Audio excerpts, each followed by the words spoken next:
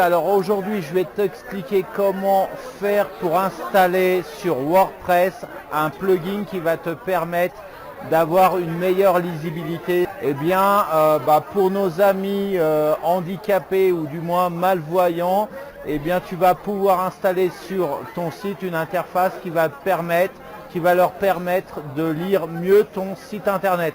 Je suis Cédric de la chaîne J'optimise mon site internet. C'est parti.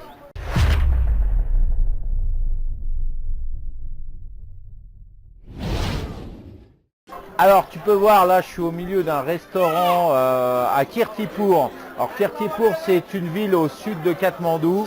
Je suis dans un restaurant de spécialité Newar. Alors les Newar, c'est quoi? C'est tout simplement l'ethnie qui peuple Katmandou depuis des siècles. En fait, c'est l'ethnie traditionnelle de Katmandou.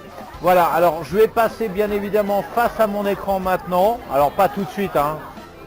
Ça sera demain ou un autre jour. Je vais te filmer ça parce que là je dois manger et je vais te montrer sur mon écran bien comment tu vas pouvoir installer ce plugin. Voilà, à tout de suite.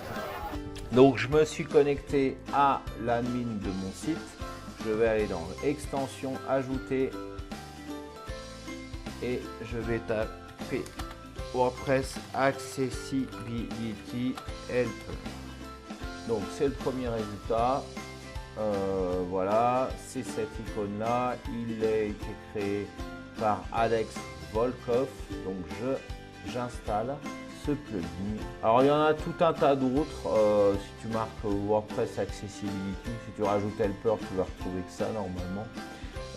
C'est réellement le seul plugin qui m'est plu, qui m'est convaincu, qui fonctionne aussi, parce qu'il y en a tout un tas qui ne fonctionnent pas. Ça m'a bien fait halluciner d'ailleurs au passage parce que voilà, il faut penser aussi aux personnes qui ont des problèmes de vue, pas forcément aveugles, parce qu'un aveugle il ne va pas voir forcément, mais un malvoyant ou une personne âgée d'une manière générale qui a des problèmes aux yeux, eh bien c'est toujours sympathique d'avoir ce type de plugin sur des sites adaptés pour eux. Donc on l'a activé et là tu vas avoir un menu Accessibility qui va apparaître. Donc je vais dessus. Parallèlement, si je vais sur mon site, tu vois qu'il y a une petite icône là qui est apparue. Tu vas avoir donc ce petit menu. Donc tu vois ça en anglais, on ne comprend pas forcément. Donc on va travailler sur la personnalisation de ces éléments. On va lui dire le bouton close, ça va être fermé. Voilà, tu vas pouvoir traduire ici. Clear cookies, alors les gens, si je dis effacer les cookies, ils vont pas forcément comprendre. Donc on va dire réinitialiser. Voilà. Tu peux mettre ton propre icône si tu veux quelque chose d'autre. Ensuite, tu veux cacher cette fonctionnalité sur les versions mobiles? Non, on va la garder. Est-ce que tu veux mettre sur le côté gauche, la sidebar? Moi, je veux garder là. Est-ce que tu veux mettre des images en niveau gris ou alors inverser les couleurs? Donc ça, tout ça, non. Alors ensuite, enable readable font, ouais, on va choisir par exemple Arial, voilà, on va dire choix des polices. Là, font resize, on va dire zoomer. Donc là déjà on va regarder un petit peu ce que ça va donner. Donc je fais un rafraîchissement de ma page et je regarde là, choix de la police. Donc si je clique dessus, tu vois, les polices sont un peu plus espacées, l'écartement un peu plus espacé. Et donc là, si je zoome, tu vas me dire ça marche pas. Alors qu'est-ce qui se passe pour que ça fonctionne pas? Alors choose font resize option. Donc ça c'est EREM Unit Resize. Je pense que ça doit être ça et je suis même sûr que c'est ça. Tu peux te baser sur le script. On va mettre zoom in, zoom out. Comme je suis un petit malin, je l'ai déjà testé, bien évidemment.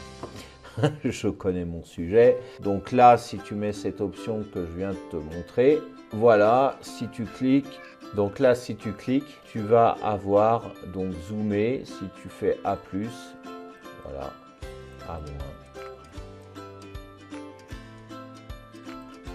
Voilà. Donc là, c'est un peu trop petit, donc on va réinitialiser.